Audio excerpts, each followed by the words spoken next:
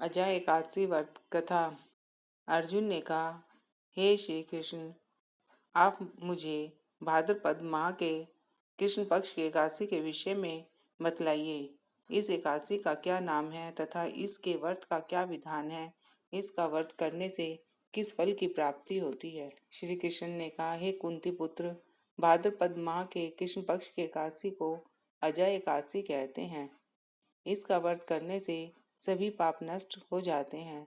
इस लोक और परलोक में मदद करने वाली इस एकादशी व्रत के समान संसार में दूसरा कोई व्रत नहीं है। अजय एकादशी व्रत कथा।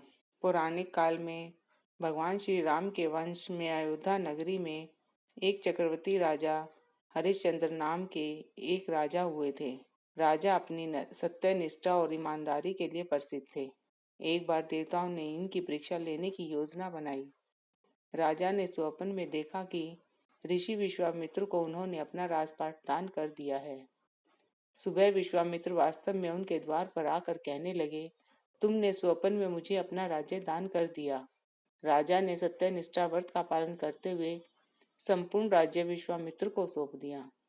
दान के लिए दक्षिणा चुकाने हेतु राजा हरिश्चंद्र को पूर्व जन्म के कर्म फल के कारण पत्नी, बेटा एवं खुद को बेचना पड़ा। हरिश्चंद्र को एक डोम ने खरीद लिया, जो शमशान भूमि में लोगों के दाह संस्कार का काम करवाता था। स्वयं वह एक चंडाल का दास बन गया। उसने उस चंडाल के यहाँ कफन लेने का काम किया, किंतु उसने इस आपत्ति के काम में भी सत्य का साथ नहीं छोड़ा। जब इसी प्रकार उसे कई वर्ष बीत गए तो उसे अपने इस नीच कर्म पर बड़ा दुख हुआ। वह इससे मुक्त होने का उपाय खोजने लगा। वह सदैव इसी चिंता में रहने लगा कि मैं क्या करूं, किस प्रकार इस नीच काम से मुक्ति पाऊं। एक बार की बात है, वह इसी चिंता में बैठा था कि गौतम ऋषि उसके पास पहुंचे। हरिश्चंद्र ने उन्हें प्रणाम किया और अपनी दुख भरी कथा सुनाने लगे। राजा हरिश्चंद्र की दुख भरी कहानी सुनकर महर्षि गौतम भी अत्यंत दुखी हुए और उन्होंने राजा से कहा, हे राजन, भादो माह के कृष्ण पक्ष की एकादशी का नाम अजा है।